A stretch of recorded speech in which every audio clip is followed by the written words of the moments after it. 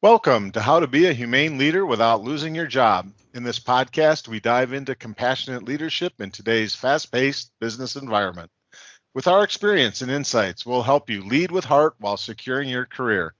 Join us for engaging conversations and practical advice to elevate your leadership skills and make a real difference.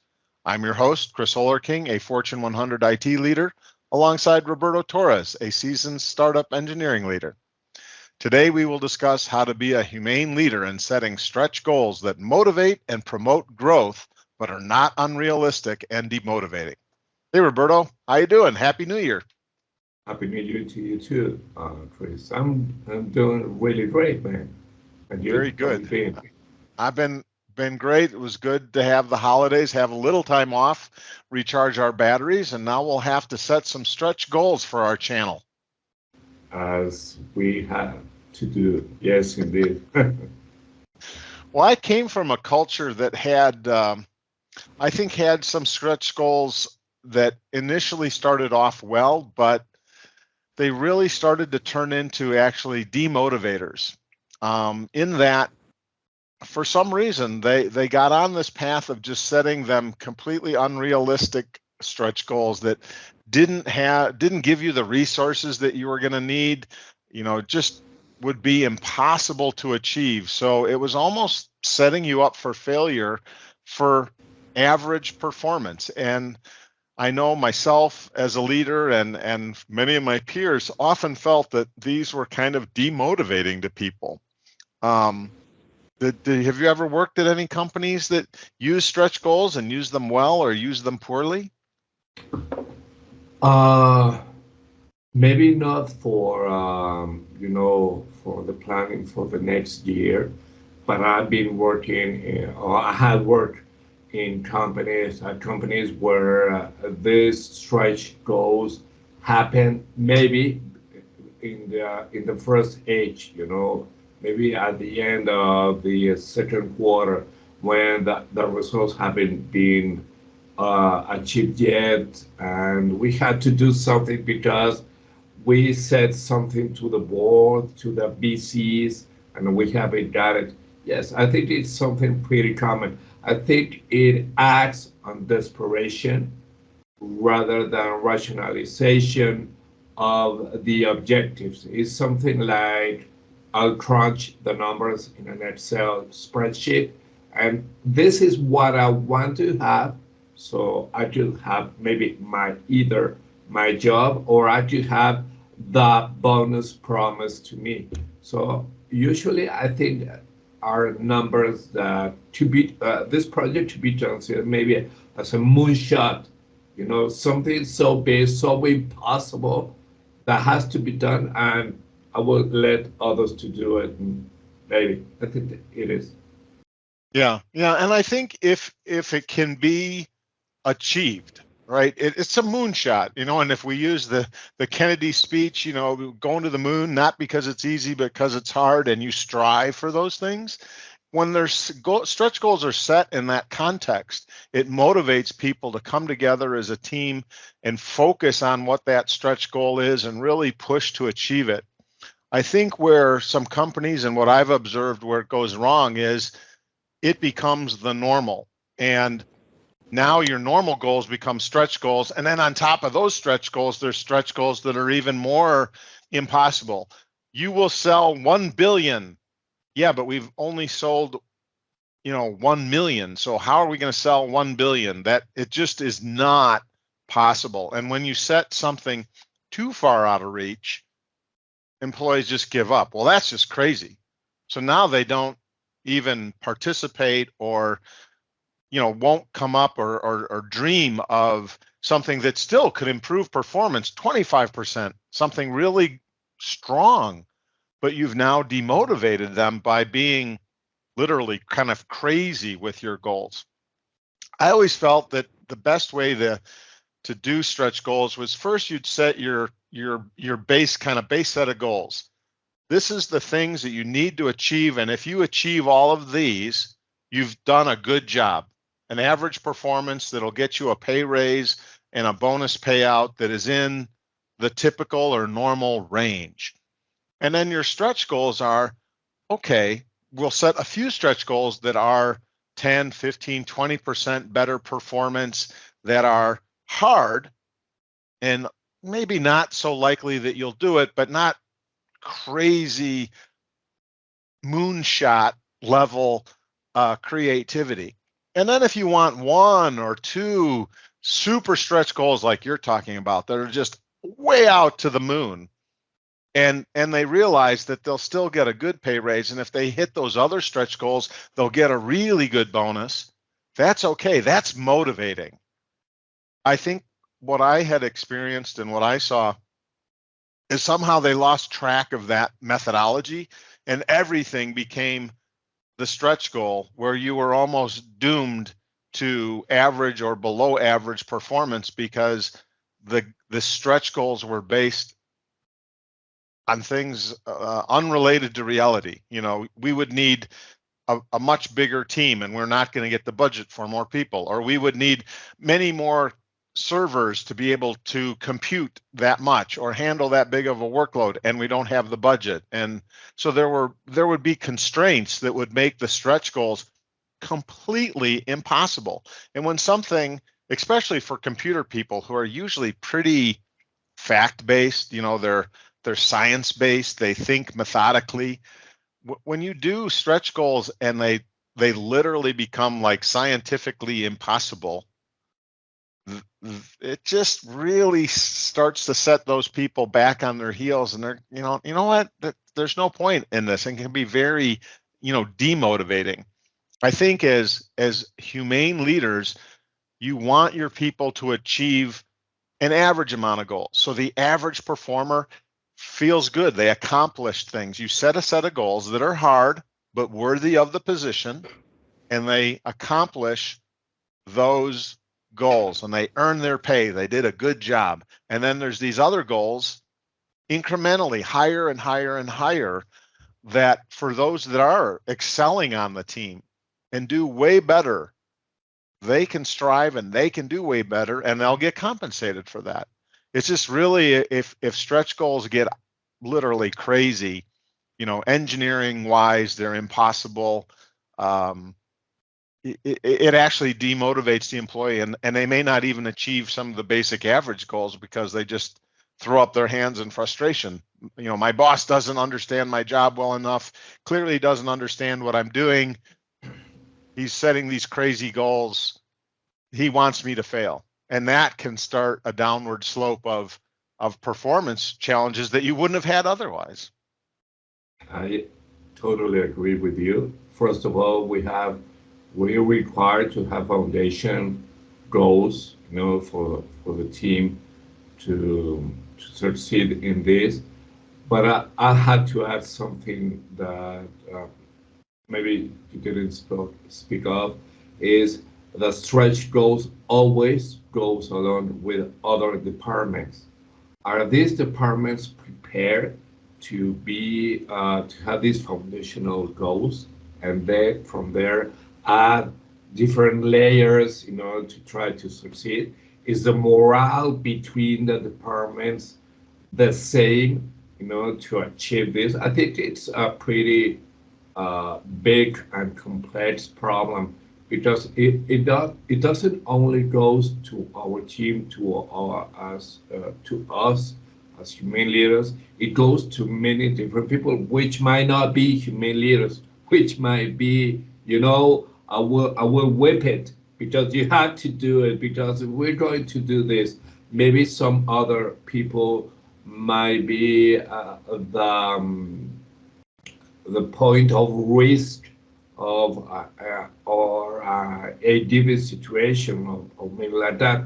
I think the stretch goals is something that will affect, yes, mentally, maybe, no, excuse me, it will demotivate people by only thinking about it. It will get into anxiety or depression. Oh my God, last year we did it good.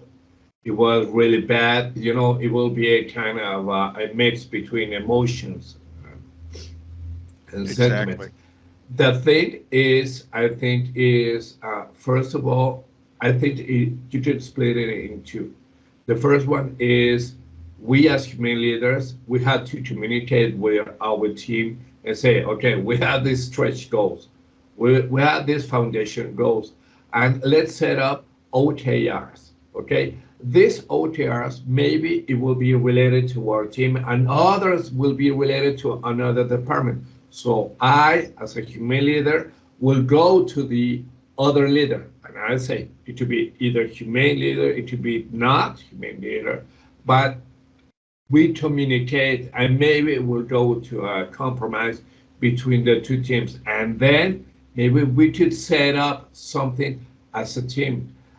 I know it's pretty difficult to do that in a well-known company as one that you have worked for, but it's different in a startup, which where there are a lesser number of departments, and it should be achievable.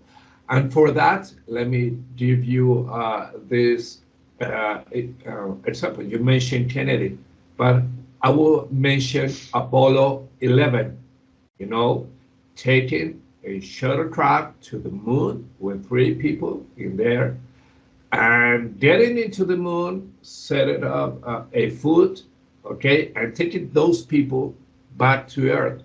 That was a moonshot project. That was a stretch goal, and people achieved it because it was not only human, the team, it was everything. That technology, that providers, that processes, understanding of all the risks, mitigating them, and excuse me, and being aware of the situation and being prepared for everything that could run and good. And the states had that shuttlecraft there and bring it back here, and it's history today of a stretch goal or a moonshot project being done correctly. And the think, and I've watched several different movies and documentaries on it. And when you think about it, the science and kind of getting back to the, because we're both in the computer area, the computer or the scientific kinds of things for setting goals like that, it was a moonshot goal, but there were no technical barriers that they knew of that couldn't be achieved. Yes, it was difficult. Yeah, it had not been solved before, but there were no scientific properties that said, you know what, there's no way for us to defeat gravity to get off the moon. There's no way for us to make a pressurized capsule to hold oxygen. They knew it was possible. They just had never done it before. So there are goals you can set that, hey, we don't know of any constraints that just make this impossible. And I think those stretch goals, as long as you're supplying the resources, think about they got the extra manpower that they needed, they got the extra computational resources they needed, they got the budget that they needed. So, if you're going to set these stretch goals for people that are really going to push beyond average performance, right? Because you're really trying to push them and they'll get rewarded for their significantly above average performance. You still got to make it achievable in some way. What are those barriers? The humane leader needs to help the team rationalize through those, barriers to success.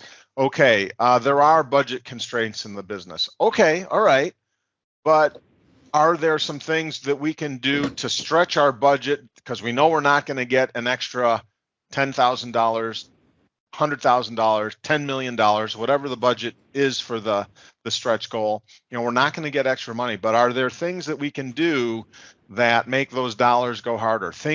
Thinking in other ways to spend those budget dollars that get us farther.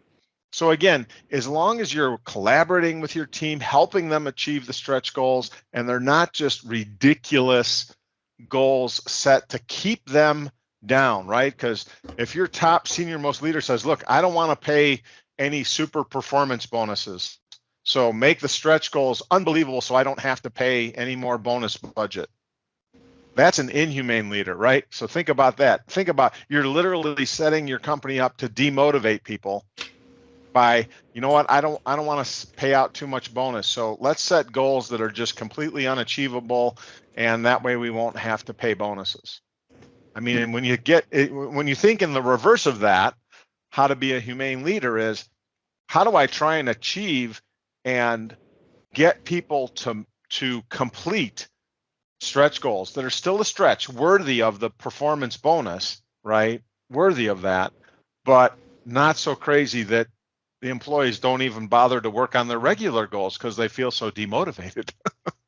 Yes, and I think that stretch goals to be created by humane leaders when you say, okay, we have these stretch goals and we have these bonuses. We have this, like the carrot in front of you, for you to be motivated. That humane leader might be willing to listen to certain aspects that he or she didn't think about it or didn't thought about creating this project. But it will be the opposite with a with a leader who puts numbers before people. So that will be really difficult. And it's going to be this like triangle in layers in which some people will be affected by the stretch goals and some people won't. And those decision leaders has to change because the stretch goals to be achievable, to be accomplished if you gather all the people, all the departments and say, okay, we have this. The board has maybe gone crazy with this, but we could maybe reach like a threshold, instead of 100, if we reach a 70%, 70% of this, is going to make the board happy. What can we do about it? So communication is essential. Also, a risk management matrix. Be prepared about it. What's going to happen? What's not going to happen? As you mentioned, of all the documentaries you have seen of Apollo 11. So I think it's many things that has to be done, but most important, as humane leaders, we have to communicate with our team. We have to let them know that we are for them, and we to talk what's going to be done. Not excuse me, not to be done. What has to be created for uh, to get done this. So we gather all the team and say, okay, we have this. How are we going to achieve it? And maybe someone will have a an amazing idea. Someone will have a bad idea. But if ideas flow and we get into actionables and we set up who's going to do that and we act dynamically, maybe it's achievable. And the humane leader, to your point, participates, whether that's helping coordinate with other departments that have to participate to make the goal achievable. You mentioned that before. The humane leader doesn't just sit back and watch stretch goals happen. Stretch goals, more than regular goals, in my opinion, take the humane leader's participation, because the regular goals for the employees, that's their regular job, and they in general can achieve most of those things without extra help from the humane leader. Stretch goals, that's where the humane leader may need to do some work to maybe get some additional resources to make the stretch goal possible, or participate in brainstorming, like you said, and helping set them up for success. Stretch goals should be things that help motivate employees, not demotivate employees if you do them wrong. And yet, and I have a question. Excuse me. If you have a team in which you have participants, excuse me, in passing these stretch goals, and you know that your team, as soon as they hear stretch goals, will go like this. Oh my God! Again, what do you do to turn that demotivation into motivation and maybe something higher? Well, we've talked about being a humane leader and communicating with our employees. And one of the things I think you really have to have and build honesty with your employees and your team. So be honest. if they feel, or from conversations with some of the employees that better, that they always felt that the stretch goals were ridiculous and unachievable and only used to keep from paying out the maximum on the bonuses, be honest with them. Say, I felt the same thing. I felt that some of these were just crazy and were used inappropriately, and I'm sorry that that happened, but I didn't have any control over that. But then go back to something you had actually said before, is collaborate with them. What are the things that are within our control that we can do to try and achieve it? And maybe you can't achieve 100% of the stretch goal, but if you can get partial credit, you as the humane leader can then start to have discussions with your leadership above you. Look, we achieved 25%, 50%, 75% of the stretch goal. These employees deserve to be rewarded for that. So I would be working with the employees to acknowledge past mistakes, whether they were your own, whether they were previous management's mistakes, but be honest with your team. But be honest with them also in that senior leadership above you isn't going to change the stretch goal. They've set them. So what can we do to achieve them? And if we cannot achieve them in their entirety, what can we do to achieve them partially? And participate with them, brainstorm, help them along, coach them along. Don't set them and forget them. You need to set them and participate. And you had mentioned, there's various, depending on what type of team it is, different types of tools that you can use around risk management or managing resources and so on. Reaching out to other departments, like you mentioned, also, to try and share resources to achieve the goal. There are things you can do as the humane leader, but I believe honesty is always the best policy. So be honest. If this stretch goal is crazy, don't act like it's not. Be honest with your employees. Tell them you think it's pretty crazy too, but you can tell them honestly, it's not going to change. So what do we do? What can we do? What parts of this can we achieve? We may not make it to the moon and back alive. Okay, well, maybe we can send probes that will act like a human and get the information, and we don't need to fly the space capsule all the way back to Earth. Then we can send the instruments and do it, and we achieve a lot of the goal by getting the instrumentation there, getting the information, getting it all collected, but we didn't have to send people. So there are things that you can brainstorm, I think, with your team to achieve partial success. And hopefully your senior leadership recognizes that that was still pretty creative and pretty useful to the company. How about Yeah. you? You have similar things in smaller companies? Oh, yes, yes. And let me tell you something. If it would, usually for big projects, I do a post-mortem in which the whole team we speak or spoke about everything that went well and went bad. With that in mind, we put on something maybe in a document. And I think that either if you created or not the post-mortem, you had to go with your team and say, okay, for the people who have worked in stretch goals before, and for the new ones, we had this one. Let's talk about this. Let's talk about everything that went well and bad. If we created a post-mortem document, okay, let's read it. Let's be in the shoes of the people who were back at that time. But most important, okay, let's try to maybe not deviate from the process, but create the foundations for this one.